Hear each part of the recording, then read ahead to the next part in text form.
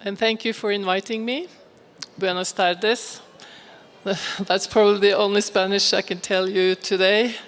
I do spend quite a lot of time in Mexico, but I'm very spoiled that my family there speaks English and Norwegian.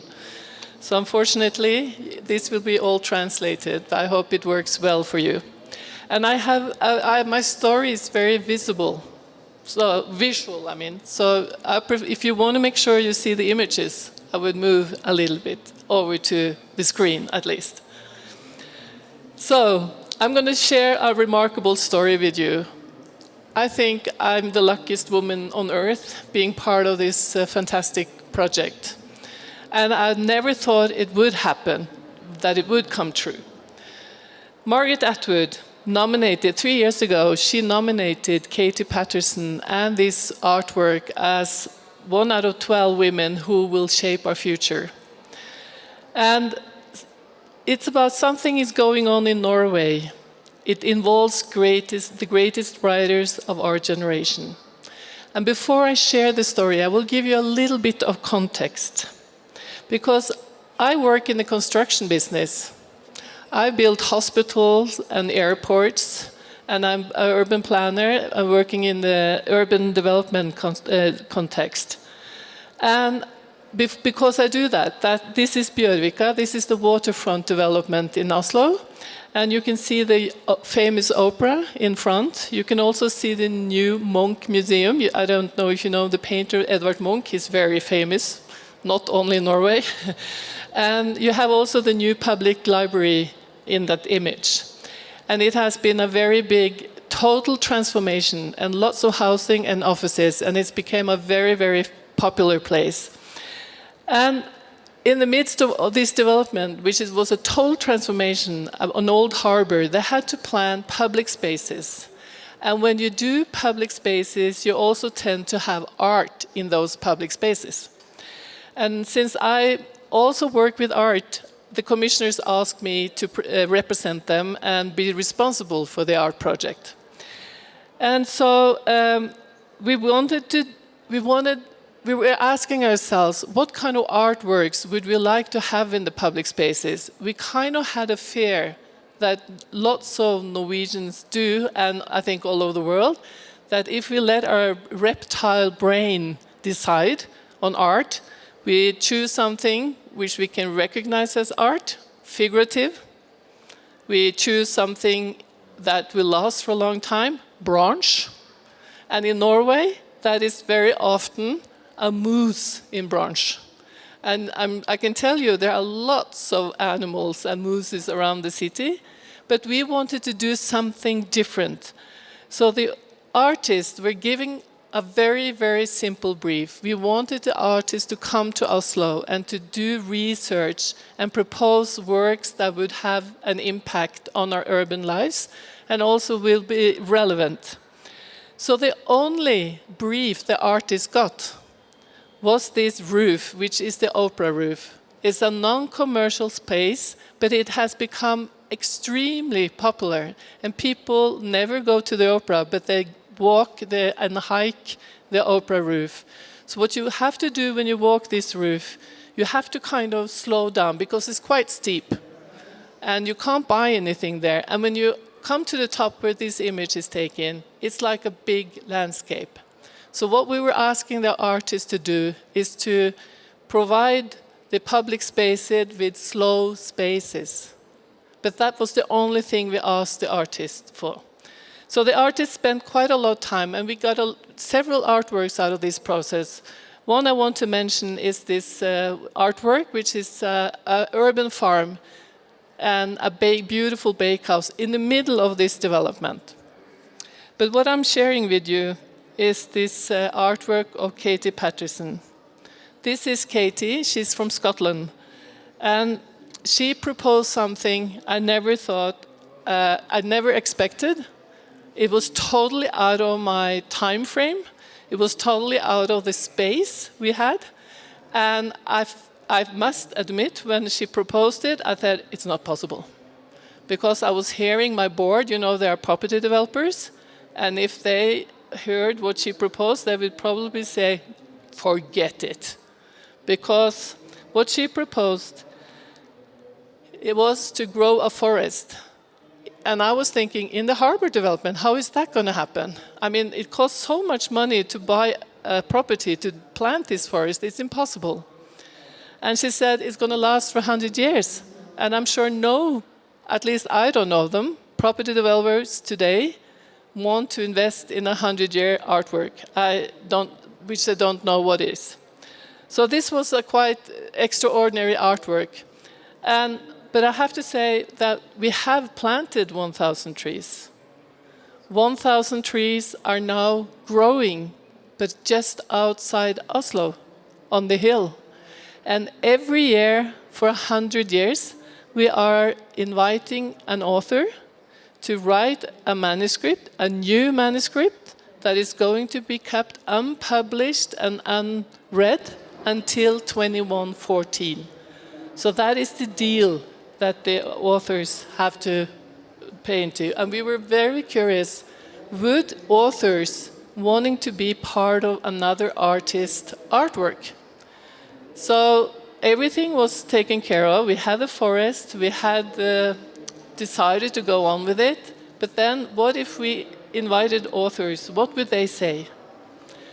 I don't know how we dared, but we dared to ask Margaret Atwood. And it took her, I think, 3 seconds to make up her mind. And she said yes.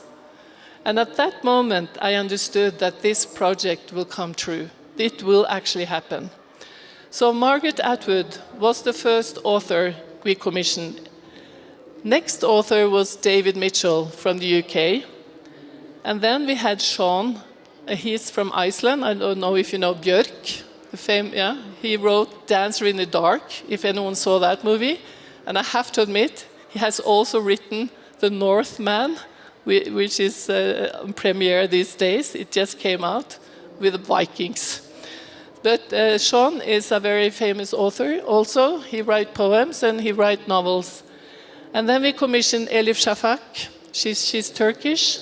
She lives in London. She can't live in Turkey, but she's a fantastic person. And then, since South Korea is the guest country here this year, Han Kang, read her books. She was the 5th author. And these manuscripts that are now already written, they are going to be kept in this beautiful designed room in the new public library in Oslo. It's not open yet because of the pandemic, but you can see the images here. It's on the top floor in the new public library, and it has this glass and boxes where the manuscripts will be kept, and it will be filled up the next 100 years. And it has only the name of the author, and the rest will stay secret until 2114. And of course, this room is made out of the forest we cut, which was ready cut before we planted the new forest. So everything is connected. So here you can see the new public library behind the opera. And it opened 2 years ago, and it's become extremely popular. I don't think the directors could imagine how popular this public library went. And it's become the most vibrant and diverse public space, and it's free. It's a safe place for everybody, and everyone hangs out there. And it offers so many things. Beautiful rooms, of course, and it has 13,000 square meters, and it had lots of books, of course, very automatic, but it has a restaurant, it has a cafe, it has a cinema, auditorium, and it has these extremely popular workshops that it has become really, I don't know how it's here in Colombia, but it's in Oslo. People really want to come and lend sewing machines and fix their own things, for instance, and 3D printers. And they have one floor designed only for young kids. But when you start climbing the floors, it becomes quieter, and it seems more like a normal library, quiet library. But the quiet library is over and out. It's not coming back. But I have to say, to walk into that library, to experience the physical space, to see how many people, because I don't think I don't think a lot of them read books while they're there. I think they flirt a lot, to be honest, and it looks like it. But it's become very popular. And I just have to mention that it was nominated for the Public of the Library the year 2021, last year. Back to Future Library, because Future Library is mostly Katie Paterson and me. She's the artist, but I had to make it happen, and I have to claim that's also an art, in a way. But this story about the Future Library travels around the world all the time, all by itself. I just put in front now some Spanish ones so that you can see it's been in BBC Mundo, El País, El Mundo, also in Colombian newspapers. But it's been all over the world. And it seems like it travels across borders, across nationalities, religion, or ethnicities, or ages. And it's a very bridging project. And I've always asked, why do you think it is like that? And I think it is because it's about basic human needs that we are in need of now. And one thing is rituals, because what we do every year, we walk to the forest with the author. It's a very simple walk. It's nothing to it. It's maybe very typical Norwegian, at least. We do a lot of hiking. So we meet and we walk for more than 30 minutes together in the footsteps of the previous authors. And when we come to, this is Hong Kong. Actually, it was a very emotional walk because she did this performance at the same time. And this is the forest. And what happens there? It was just sit down. And the handover takes place. The author reads a small piece, not from the manuscript though, because that's a secret. And they reveal the title. And a forester speaks about the forest. And the artist and the mayor of Oslo just say thank you to the authors. And then we sit there all together. And we're just quiet. It's impossible to do that here now, I can tell. There's so many. But we're totally silent, just listening to the forest. And it's a very, very emotional thing to do. And people are coming, more and more generations are coming. People have started coming every year. People are taking their kids, their grandchildren, and it's become like a ritual, like a yearly ritual thing. Margaret Atwood, she's often asked why she thinks this is an important project. And I will now try to play it off for you. So let's see if you can hear it now. I can't hear anything. No. Well, I can tell you what she says. Because she has just written a book. I don't know if you know this book. It's called Burning Questions. I'm sure it's going to be translated to Spanish if it hasn't happened yet. And what she says, she has lots of pieces. One is about this project. And she was interviewed in South Bank in London 2 weeks ago, no, 24th of March. And the last question she was asked is, you've been asked a lot lately if there is hope. And she said, yes. And then she started talking about Future Library. So I think the next essential question is about hope. That is a very hopeful project. She said it's a hopeful project because it believes in people will read in 100 years. It believes in that there will be books in 100 years. So that's why she said it's a hopeful project. And I think also what she has said is that art is how we express our humanity in all of its dimensions. Through art, we descend to the depths of our human nature, rise to the heights and everything in between. And I think, like she says, that art has the ability to connect you to your senses, body and mind, and make the world felt. I think, at least, what I see why people connect to this work is because that there are lots of things to be worried about. We have climate, we have the pandemic, and we, at least in Europe, the war in Ukraine is in our face. And I think this work makes it easier to hope, to stick to rituals and to hope. And I'm also often asked how I can believe in this project. And how can I think that anyone, because I'll be dead by the time this project is finished. And of course, it is a really confronting work, since we will all be dead, all here even. And the only answer I have to that is actually trust. That we have to trust the coming generations to consider and worry and really take this job on. But it's also a very mutual question of trust, because they need us to start developing these kind of projects more and more for them to take over. Just before I came on, I was going on this stage today.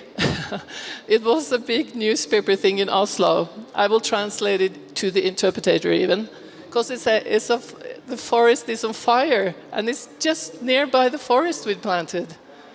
And it's so dry in Norway now, in Oslo, so of course it's worrying. I think they stopped the fire, but this work is also about taking risks about the future. Because of course we can't be sure that all this will happen, but we have to take the risk. And my commissioners, my board said, I'm famous for saying that if they had asked me to do a risk assessment of the next 100 years, the project would never have happened. And remember, I come from the construction business, and all they care about is time, budget, and quality. So they have to deliver all the projects on time and cost. And when they do risk assessment, it's all about closing gaps. It's all about taking action on nothing to happen. But when you work on risks like this, the question will be how to keep doors open long enough for magic to happen. So it's an opposite risk assessment. So to look after this risk, we set up a trust. This is the Future Library Trust. And there are publishers, and the artist and me, and the director of the library. We set up this trust to make sure that it will last for 100 years. So that is their only task. And it's a very important milestone now, because this spring we will actually sign a 100-year contract with the city of Oslo, which is a very bold, in Norway context at least, a very bold action to do, to be able to sign a contract, because it's the municipality who is lending us the forest and lending us the space for the manuscripts in the new public library. So this will be a very, very important milestone. The pandemic happened. And what happens then to the yearly ritual? So the next author we had asked to be part of this project was Karl Ove Knausgård. He's even Norwegian, but he lives in London. So he was expected to come to Oslo in June to hand over his new manuscript. And I think just before June, Norway turned red. As you know, all these red and orange and green kind of things, and we turned red. So I'm quite good at managing things that shouldn't happen, so I said, we will just postpone it until August. And all the pandemic went down. But then 5 days before the next handover in September, beginning of September, both London and Oslo turned red.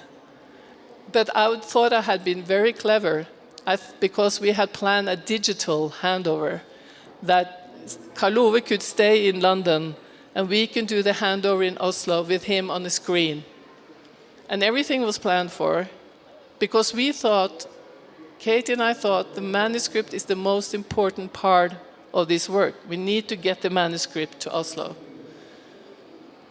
3 days before the handover, Karl Ove Knausgård wrote me an email saying, "Dear Anne Beate, I can't do it digitally.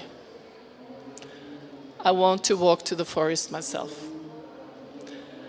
And that was a very special experience, I think, because I thought that was nothing, to walk to this forest. But for the authors, it's so important. So I told him, okay, we can postpone, because remember, we have people all over the world following this work. So a lot of people have set aside time to be part of it digitally, because we stream it so that anybody can take part of it that can't go to Oslo, of course. So I said, well, I'll postpone it to the world, but you have to write me a short note why. I just took out some of it because you can see it was a little bit longer than this sentence. But as I say, for me though, the forest is an important part of this project, as too is our own presence, our being here in the now, in contrast to our total absence by the time the book is published. So I said, rest my case, and he still hasn't been in Oslo. But since then, we have commissioned two new authors, because it's one every year. So the next author, and I can't wait for him to come, is Ocean Vuong. He's Vietnamese-American. He's fabulous, and he just published a new book called Time is a Mother, about his mother who died from cancer. I think it must be translated to Spanish too, but he's fantastic, and I know he's all over the critics now in the States and all over, and he got really, really good critics and fantastic interviews, so you should read it. He's coming. And last year was Tsitsi Dangaremga. She's from Zimbabwe, and she also is coming to the forest. And this special handover ceremony will take place 12th of June, 2022. So it's 1.5 months from now. And these 3 authors will walk to the forest together. We will also have Buddhist monks, because Ocean is Buddhist. So we will take them to the forest, a procession. We have also other people. And now, since we've had the COVID, we have enormous amount of people signing up, coming to Norway internationally, but we are also streaming it on Facebook, so you could follow it on Facebook, all of you here. And at the same day, we have an official opening of the new room, this sacral space in the library. And Hong Kong, when she delivered her manuscript, she said, if it is possible to call prayer the moment when, in spite of all the uncertainty, we have to take just one step towards the light, in this moment, I feel that perhaps this project is something close to a century-long prayer. And again, the way they handle this uncertainty and how this belonging to this work and connecting to the work and to the forest, to the nature, how important that is becoming. I will, at my last point, so we have rituals, we have hope, we have trust. And the next final issue is time. And I want to have questions, comments, or protests. So feel free to ask me afterwards. So we prepared microphone and interpretation for me if you want to do it in Spanish, so everything is okay. I really like to have a dialogue if possible. So the last thing is time, our perception of time. I've felt and experienced that throughout these 10 years we've been working with this project now, it's already taken 10 years, we have kind of said to each other many times, but it's okay, we have lots of time. We have lots of time. So if we can't make it this year, we'll make it next year. And this has changed us in a way. I have competitors. We'll let them calm down before, yeah. So what I've experienced through this work, that time has become an extremely important issue and it's increasing. I don't know if it's here in Colombia yet, but because in Norway we're too close to nature, we haven't lost too much, so it's not so in our face. But there are big discussion philosophers and people that are very much involved in what short-termism has done to us. So they will say that short-termism is our greatest threat. And they're asking what can help us foster sensibility of long-term thinking. And obviously, this work has been mentioned as a long-term thinking project many times. So there are 3 points when it comes to long-term, to time and to this issue. And one is deep time. I had never really thought about it before Future Library. But 2 days ago, before I came here, I was talking to a group of women, and suddenly this woman was like, "Are you talking to me? I'm a geologist." And of course, they know what deep time is. So time is reconnect to deep time. And Katie Paterson's artwork, you can look into it. She's always doing deep time work. So this is a necklace with stones from each period the earth has existed. Beautiful necklace. And this work she did on Iceland, what she did there, and this is so many years ago, 2007, I think people were kind of laughing at her, thinking, because she was worrying about the glaciers, that they would melt. So what she did, she would putting a microphone under the glacier and a telephone line, so you could actually call the glacier and hear its noise and sound.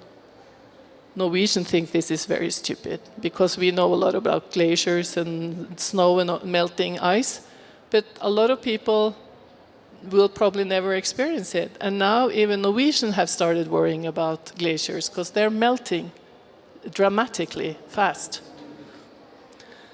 So this is Marcia Bjørnerud. She wrote a book, not mindfulness, but called Timefulness, that I can recommend. The next point with time is that we need to expand our idea of the presence. I'll be a little bit personal when it comes to this, because my last name is Hovid. Hovid is a Viking name. I come from a farm called Hovid, the same as my name, from a hill called Hovid Hill. And it's been at least 14 generations with my family on this farm. And my father died really young, and I had to decide if I wanted to become a farmer or not. And I decided that I can't do that. I was quite young. Maybe I would have done different today, but I've never regretted it. Only 7 years ago, I went to the farm and picked up some things that are mine. And I found these beautiful letters. It's written, you can tell this is my last name, on the farm then. And it's in 1913. And I have a big box of them. I haven't written them all. Not read them all yet. And it says, "Dear son Ivar." And it's my great-grandfather writing to his son. I didn't even know he had another son.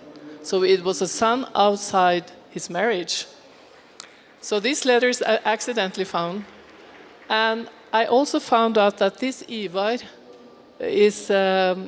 he was it's 50 years since homosexuality was illegal in Norway, become legal. But this Ivar, actually, he lived his life with a man, illegally, on a small island. It's a beautiful Brokeback Norway story. And this happened to me then. I felt so fortunate. It's a serendipity. So my presence is 100 years back.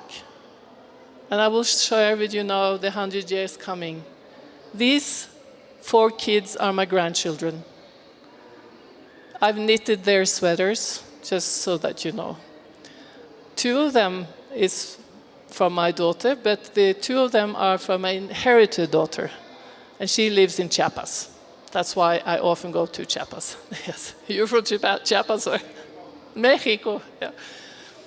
So presence is not here and now. I thought that I had this notion that presence was here and now. But presence is for whom you are accountable for 100 years back, 100 years forward. When you start thinking like that, you change your decision making for sure. So the last point, this is the forest in wintertime. We kept these big trees, so there will be more seeds, so they will grow by themselves. The last thing was that Stephen Hawking, just before he died, he commented Future Library. And he said, this is a typical cathedral thinking project. What he said is that in the future, we will no longer need, the question won't be to inherit money or a watch or a property. It will be about inheriting this kind of cross-generational projects. So the next thing is then how we can apply cathedral thinking in our lives, but also in our work, in our methods. At least in Norway, we have the politicians, the planners, they plan for maximum 4 years. And we need to plan longer and start these kind of projects. Thank you.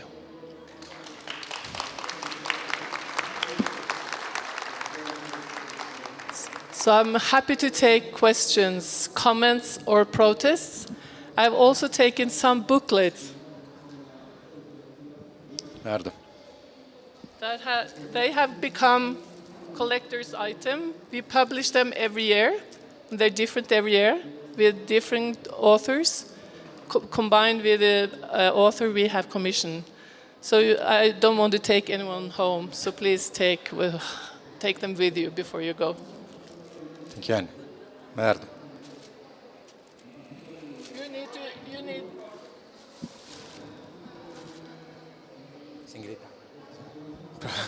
Sí, ya me regañó Javier. And I don't, I know, I've been in Chiapas, but... Oh, you're doing English. Okay, good. The project is so beautiful, so inspired. I grew up near some hills full of forest, and as a writer, I cannot take apart the forest from writing. No. So this is part of my truth. And I want to ask how there are some other people in other countries trying to do something alike, to be in that inspiring, trying to spread the same initiative around? I think it's very inspiring. I think what Future Library has proven is that it's possible to do these kind of things. We have already done 10 years. We know it is possible to not be in control of all the parameters, just taking the risk, be bold. But we have this wanting to copy or do similar things happens all over the world. So a lot of people get in touch with us from all over the world. Australia, last was from Poland on the border to White Russia, Belarus. Of course, it's critical for them now to start. So I will meet them next week. I never say no to any emails. I always meet people because I think it's so important. Kenya wanted to copy the forest. And of course, it's an artwork, so it doesn't really work to copy, but to get inspired, of course. Yeah. Thank you. Any more? ¿Alguna pregunta? I always say Sí. questions and comments and protests in case. Everything is possible. Yeah, you need the microphone. It's impossible. Sorry, you have to use the microphone. This is not a question, this is a congratulation and thank you for bringing this conversation on today. because this is a great, great problem all the world is having today. Thank you for your aportation. Thank you. I do have a question, actually. Yes, please. How do you think the project is like? I don't know the name is the Future Library, but at the same time, at least we here in Latin America, we value libraries as well for, let's say, the volume of the amounts of books and I don't know, and how the community are getting together through the library. I don't know if the Future Library as a project has this idea of maybe 100 books are just a kind of few books, let's say, for such amount of time. So I don't know if you consider that outside of the, let's say, our work of the project. I forgot to say, everything about the project is public and free. So all the events are public and you can take part of it. Thankfully, the library, when we approached the library before they built a new one to ask if we could be part of their library, they said yes. And it was a very emotional moment because they really liked the project. So of course we're in a very big library, and I think the core of Future Library values is the core of the library. And public, it's free, it's open, but it is a very growing library, maybe not only books, because there will be 100, but the impact, the outreach, which we never dreamt of could happen. It's fantastic. So it resonates with people all over the world. And I think if we can look at that as a growing library as well, and it's actually growing since it's a forest growing. So I'm just trying to get around this, but I think it's at the core of public libraries as the new public library, and it's so successful. It's more successful now than it was in the old space. And more people are reading, and more people are sharing and taking, it's such a safe space for youngsters to be too. So, and it's the most diverse place. Yeah, it's okay. More? Yeah, you have to come forward and.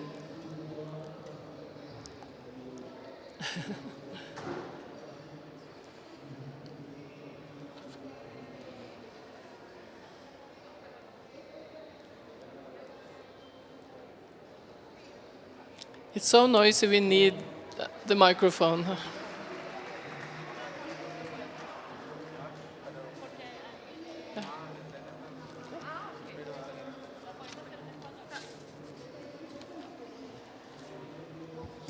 Muchas gracias. 1 second. On. Are you awake? Yes. Yes. Perfect. Muchas gracias. Mis más sinceras felicitaciones por todo este aporte que hacen no solo a su país, sino al mundo entero. Y quería preguntarle, digamos, desde las bibliotecas escolares aquí en Colombia, ¿cómo podemos encontrar la información? A mí personalmente, trabajo en una biblioteca, me gustaría como enseñarles esto a los niños porque es importante desde ya que ellos sepan y vayan aportando también hacia el futuro para el mundo entero, vuelvo y reitero. ¿Cómo podemos encontrarlos? ¿Cómo podemos de pronto conectarnos con ustedes de alguna manera? ¿Poder enviar un email? No sé. Muchas gracias. This is what makes me happy. So we can discuss it in specific. When you email Future Library, I get the emails. It's a very simple organization. I have to admit that since it's mostly me and the artist, we haven't had the chance to take on the schools, but the schools have started taking on us. So I'm expect this summer, since COVID is ended, I'm expecting visitors, several schools from the States, for instance, both for children, but also Stanford University and these kind of places. Delegations that want to come to the forest and to the room. And but we want to start working on this now, how to and I just want to mention even an author in the States that makes image books for kids. She's making on her own initiative a book about Future Library. with images. You know, how do you say that for really young children? We call it biblioteca, but that doesn't work in Spanish or English even. And, but we want to crack the codes with schools more, so I would just invite you to get in touch with me, and I'm really open. And I have 2 daughters reading Spanish fluently, so I know who to ask to make it. So don't worry about the Spanish, I'll make sure. But as I said, we are on Facebook, on Instagram, on Twitter, and we are streaming live because Margaret Atwood, she's quite crazy, to be honest, to be 83 years old. When she was coming to Oslo, you know, she's so funny, but when she was coming to Oslo, we were terrified because she's a very strict lady. But then, I think it was 1 week before, she wrote me an email saying, I want this event to be periscoped, she said. And this was the day after South by Southwest, if you know this very tech kind of conference in the States, where they launch all kinds of new things. And Periscope had just been launched, and this was the first live streaming application. So I didn't know what it was, but I managed to Periscope it, because she said the whole world needs to take part of this. So that's why we are streaming it online, and it stays on the Facebook. So it could be a beginning. But I'm really, really open and really want to get on with this work with kids in schools. I totally share. There is a library down by the coast that has written a long article about it, also in Spanish. One of the cities by the coast in Colombia, here in Colombia. Yeah. Bien, muchas gracias a todos, muchas gracias a Anne también, gracias por haber participado este año.